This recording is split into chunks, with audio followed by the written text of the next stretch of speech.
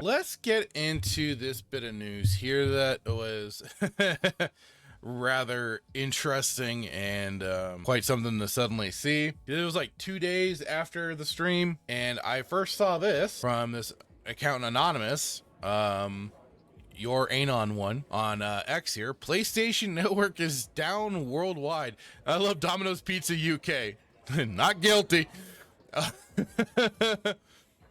And I mean, there have been people still pushing. Another reason why physical games are always better than digital, but yeah. So the PlayStation Network had gone down for a hot minute. Where was I? I'd even commented to somebody about it. Oops, sorry, suddenly doing multiple things here. Because I had seen also Extra Zero on X comment. He says, because he quote tweeted the anonymous account about it, so saying, how about that old digital future? Hopefully it stays down long enough for people to feel the effects. And that's what I was like, sadly, not enough people will probably catch it, unfortunately, or bother with raising a peep over it. I was like, well, but then I still couldn't help but go with the Joker. I'll laugh anyways. But I now see this comment here. You see, this is exactly the scenario we needed for people to realize that their games will be made unplayable. No amount of loyalty or paid DLC will keep it running. But sadly, you need more the normie crowd to feel the effects. You need them to actually feel inconvenienced by the outages like this, which I don't think we've. It was probably like a few years ago where there was actually a long span of time and the network technically went down, but you can still play your games and everything.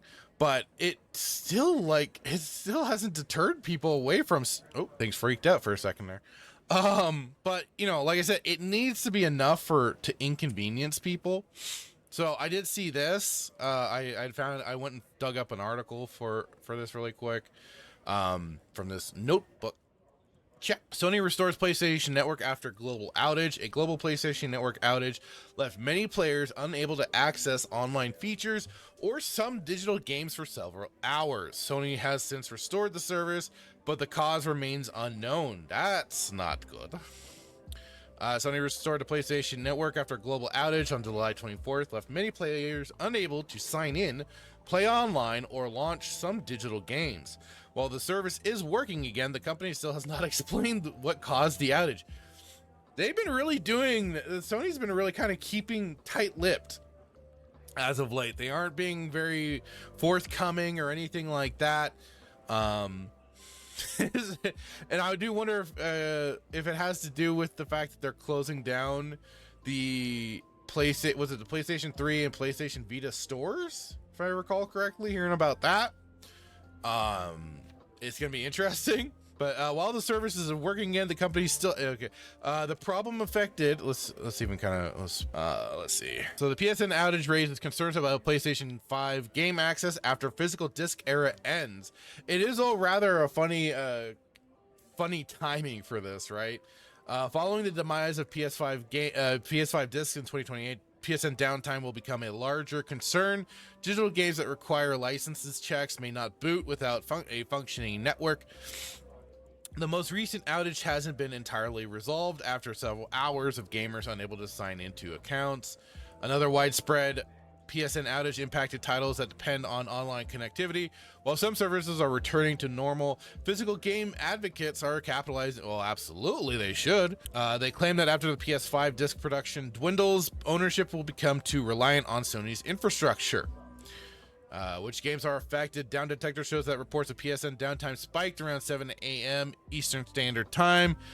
On July 24th, gamers who were unable to log into PlayStation accounts could not access online services or the PlayStation Store. It also blocked players from multiplayer-oriented titles entirely. Well, of course it did. Even so, in some cases, the outage affected single-player games. PS5 consoles with console sharing and offline play active generally avoided issues. Well, that's good at least.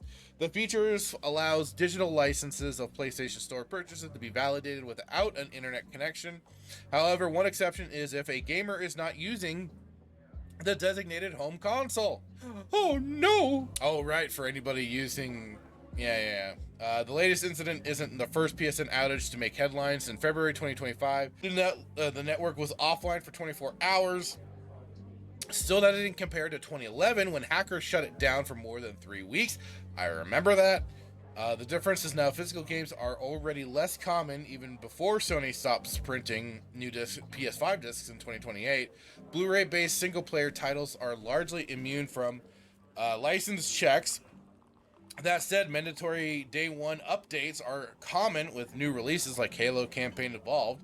Nevertheless, critics argue that unsound networks provide a fallacy of digital ownership rights. 100% uptime may not be realistic. One way PlayStation could address these concerns is by boosting the reliability and security of its servers. Speculation is that simultaneous problems with Amazon Web Services on July 24th are not coincidental.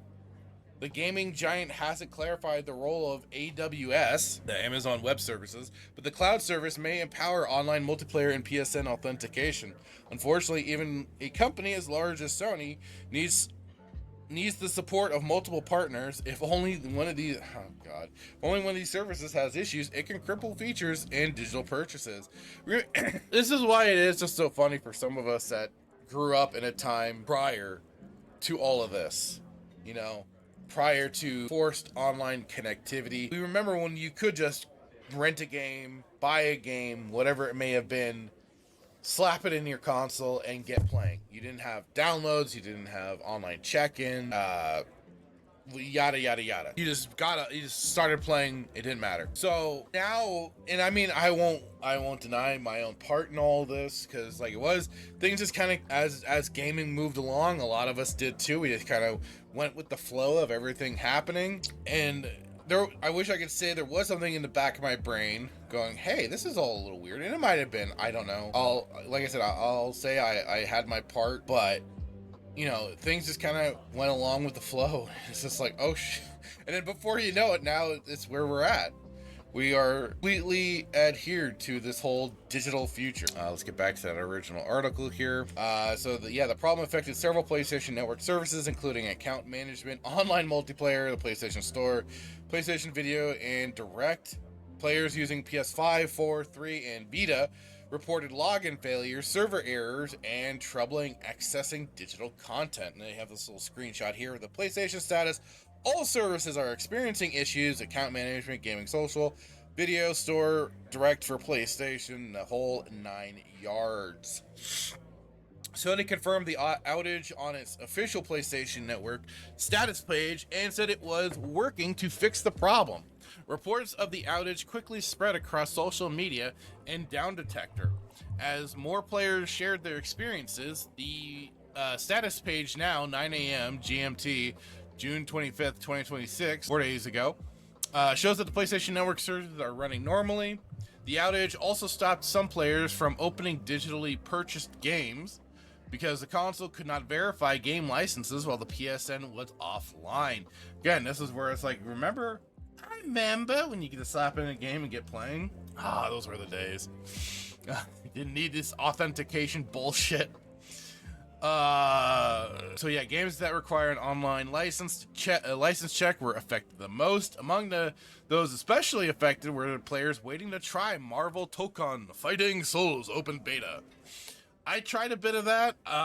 It pissed me off because it also was forcing a PlayStation license sort of setup and login that it did not handle smoothly. And every time I booted the game, it served as an error. So you had to go in manually. At least I did. I had to go in manually through Steam just to install the PSN thing. Which, you know, there are games where you had to when you bought the game on Steam, you then had to load up like Ubisoft's launcher or something like that, or maybe an EA launcher. Those worked way more smoothly than this bullshit. So I had to do all that. And then I tried out a bit of the game. It's what if you've played was it oh god, I forgot the developer. Hang on. Arc System. So if you're kind of familiar with Arc System, at least if you'd played Dragon Ball Xenoverse, not Xenoverse, Dragon Ball Fighter Z, it's familiar. I would say it's like, it gave me vibes of old Marvel versus Capcom a little bit, especially since you have the whole 3-player setup. They make it very easy to launch into like the special moves and all that sort of stuff. So I mean, like, I don't know. I get it probably is like it's an easy entry. It was an easy entry, tough to master sort of thing. I don't know. Like it didn't quite grab me. Like I'm sure it has with other people. I see its appeal. But anyways, so that's a whole. The game is set to launch in early August. The outage happened around the same time Amazon Web Services reported network issues in its US West 2 region. Sony has not confirmed that two incidences were connected, and the company has not shared any details about cause of the outage. Sony has not revealed if affected users are set to receive any compensation either. Well, why would they? I don't the comments. Maybe some physical media could help. Stop being a Sony bootlicker, bro. Thank God they're getting rid of discs, Lamau. Like I said, it's certainly the issue when you are wholly dependent on other services. Even your own web servers aren't holding up, so that's a problem right there. But you know, it's funny though, because we had this occur. This all went down, and like they say, it's down for what, 8 hours, or they say several hours here. I thought I saw it somewhere it said 8 hours. But you know, it wasn't long enough in my. Yeah, you had people talking about, oh yeah, this is what's affecting. This is what's not working. Yada yada yada. Again, it didn't have it would need a massive blowback against Sony. I can only hope that this will add to it. But like I said, you need the normie side of things to really feel the effects, to really be inconvenienced and everything like that, for there to be any kind of major significant blowback and stuff like that. Some people to actually take that stance of going, you know what, we're fucking done. Anyways, but with that, it was particularly funny because then shortly after, Sony took it. I saw this, and yeah, Xbox also went down. Xbox was down for hours, and users even had trouble playing disc-based games. Account sign-ins, the storefront, and apps were also affected. Just days after widespread outage took out PlayStation's online services for several hours, Xbox faced issues of its own. An outage started affecting several Xbox services on Sunday evening, including accounts, the digital storefront apps, and games across Xbox Series X, S1, and 360. Xbox resolved the issue on Monday afternoon. Xbox's status page noted that players may have problems playing digital and disc-based games. It pointed out that users might have problems with logging into their profiles, even if they were signed in. They might have been disconnected. Quote, features that require sign-in like most games, apps, and social activity won't be available. The page stated, it added that folks might have had issues with launching apps and finding games in the store too. In a post on X early Monday, Xbox said, our engineers are actively working to mitigate the issue. Later in that day, Microsoft posted that, quote, things are slowly improving, though players worldwide may still experience failures launching games along with potential sign-in and purchase issues. And then there's the Xbox support post right there. At 6:48 p.m. ET on Monday. I don't know. I thought Eastern Standard Time. Eastern Time? On Monday, the Xbox team wrote on X that the issue, quote, should now be mitigated and that players should once again be able to launch games, sign in, and complete purchases. The Xbox status page showed green lights across the board. The outage came weeks after Xbox laid off 1,600 workers and announced plans to cut another 1,600 jobs by the end of June 2027. Oh my God. Update. July 27th, 2026, updated the story with Microsoft's latest status update and noted that disc-based games were working again. July 28th update, updated to note the issue has been resolved. So, interesting that disc-based games have issues, but then again, if a code is on disk, the author authenticating servers aren't, the license validation servers aren't, so guessing it has to be disk-based games with online services backing it. That's, yeah, so it's very much some of the similar stuff that was going on with PlayStation. I had my own, I had quote tweeted the article, and I took a screenshot from the Microsoft site showing the issues that was that it, outage reported at 7/26/2026 9:10 p.m. We've identified the issues, and this is with downloaded games. Current issues, the resolution pending. Details: you may have problems playing your digital games right now. And then there was the one. This is for disc-based games as well. Major outage. You may have problems playing disc-based games right now. That's why that's the whole then point with their wordage too. May. So yeah, so like games without that licensing code or needing that online connectivity to enable things, you're okay to still probably play those physical games. It's just anything else, you're a little hosed. But still a big issue. And I had my buddy Static here say, twice in a week's time, outsourcing tech is going to screw things up. This will become more common if things don't change. And I sadly, as I wish things would change, don't foresee it happening anytime soon. And the problems are probably only going to get worse with these outages and stuff like that, and being unable to play your games when it occurs, even physical games, because of requiring something within the code of the console that will prevent you from playing it without that online connectivity. And I did see this from Niche Gamer. Xbox CTO calls major service outage unacceptable and explains what failed. Xbox Chief Technology Officer Scott Van Vliet has apologized for the major outage that prevented players from signing in, viewing their libraries, and launching games, including some titles they owned on disc. Services were restored at approximately 2:30 p.m. PDT on July 27th, following a disruption that lasted much of the day.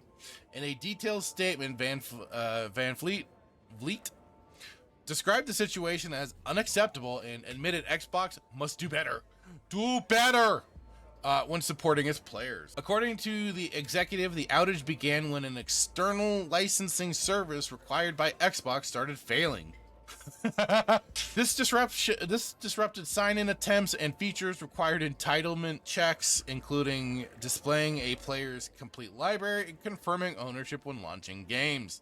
The failure also affected publishing and storefront partners that depend on the same underlying systems. This reportedly caused the outage to behave inconsistently, with some games and regions recovering earlier than others. Xbox's monitoring system detected the initial problems overnight and triggered a major incident response. Engineers then isolated the failing infrastructure and redirected traffic towards healthy parts of the network while investigating the underlying cause. Van Vliet confirmed that Xbox will now conduct a full post-incident review. The company intends to strengthen the services, supporting account sign-ins and game licenses, remove potential single points of failure, and improve its communication during the future outages. Well, it would probably help if you still also had the staff, but I'm sure it's going to be a lot of outsourcing and stuff like that all over. And then, this is more. What I found funny with Niche Gamer with this is that they had the articles detailing about Xbox going down. I just find it a little funny that they didn't have anything so much on PlayStation going down. I mean, they have the PlayStation players boycott here over end of physical games, but man, I didn't find an unless I just missed it entirely. But I went through and I was like trying to find PlayStation outages. They had old articles about the PlayStation outages, just not this one. Weird, but Xbox, PlayStation systems going down. One had declared no longer are we going to be servicing physical games. The other has gone through its own thing of we have laid off a core chunk of our staff, and we are all still also waiting how Xbox is going to proceed with physical games. We did have a bit of a thing for Xbox where they were talking about the ability to back up your physical games digitally and all of that, but I think we'll still need to wait and see just what Microsoft will also be going with. We could see them do a whole different turn, much like all of the E3 where they announced Xbox One and there was a PlayStation 4 announcement. We could see them maybe giving Sony the old finger. But honestly, I've said this before. Microsoft tipped their hat then and showed exactly where they wanted to go with gaming. Sony has now just also outwardly and blatantly showed where they want to take gaming to the complete 100% digital. They want you to own nothing. You eat the bugs and live in the pods. But both companies have shown greatly what they want for the future of gaming, and it's not good. But the problem is not enough people are willing to walk away and stop supporting these companies, because some people have gotten it in their head that we're in some weird golden age of gaming. I would say we are in the worst history, in my opinion, and it's gonna just only get worse. And you want to say, wonder why I say that? Yes, we have a plethora of games. That's great. However, it's the tactics in which these companies have decided to go about with some of these games, whether it become either microtransaction heavy, intentionally withholding content for future DLC sort of stuff. I detailed some of that when it came to, I think it was either the Tokon battle or it was one of the Dragon Ball games that was being talked about. And we've seen it before. Even like if you played Destiny 1, the ending felt abrupt and very much cut out, that they were waiting to hold out for a DLC, an expansion, whatever. But then these games as a service, games always online. Look at the fight that's having to be put up for preservation of games, stop killing games initiative. Like, you have to have all this stuff to try and counteract it. But I would still say that gaming has just gotten worse and worse. And yeah, I did say, I think it was last week, I brought up how, technically arcade games were microtransaction ladled, with the whole idea you had to slot a quarter if you wanted that extra life. You had the option, I would say, of renting games if you wanted to, and that was a great way. At least you could put in however much the rental was and be done with it. That was probably in a weird way the idea of, in a sense, like streaming service. Rent it, try it out, see what you feel, and then move on. So, there's been little things sprinkled throughout, but I'd say the industry has gotten even more predatory in the way they go about things, and how basically also you're being used to beta test a game. That's what early access is at this point. Early access is beta testing the goddamn game for it. And instead of I know back in the day too, we didn't have perfect games. Not all of them were in tip-top shape, but that's what made the games that were really shine and stand out. Now it's just, like I say, it's a lot of early access. You're paying to test the game instead of them paying you. So you're being used for certain services.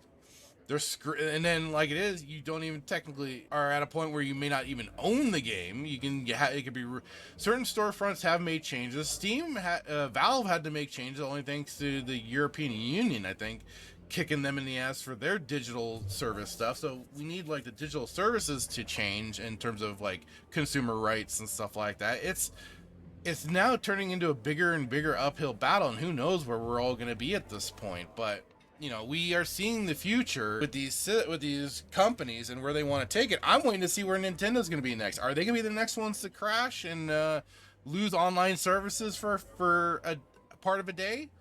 Who's next? I mean, funny thing is, the nice thing with something like good old games, GOG, you can just download your games fully, you can have your installer backed up on your system and then play it. You can install it and play it offline. You can install them, and then even then, if you download it, install it, play it, there you go, you're offline. Even using the GOG launcher, play it offline, there you go. You have your means of still being able to play your games offline. Yes, Steam has an offline mode, but I think some games still will act a little wonky if you are trying to do offline play. So, GOG is gonna be the better route, and that's certainly, like I've said, I've kind of going in that direction more and more with my game purchases. I'm trying to, at least. Can't always, but you know, that's just it. It's like, where do you go from here? It's not looking good, and I hate to be kind of a doomer on that, but it's just, it is what it is. I want things to change. I want it to get better for gaming. I love this hobby of mine, but you know, it's just, there's one thing after another that we're just kind of getting saddled with, and it's just called, well, you know, consume product and get excited for next product, slob. So, and anyways, the whole service is going down for both systems. Is one side entertaining, one side just like, oh shit, this is where we're heading. And I'm waiting to see if Nintendo's gonna be next. I hope for the best, but I'm expecting nothing but the worst. But that is, I mean, hey, at least I'm talking about both PlayStation and Xbox going completely, their services going down. Like, that's funny, at least. Anyways, that was that. Thank you for watching this clip from Respawn Roast Cantina. Please like and subscribe if you like what you see, and check out the full episode.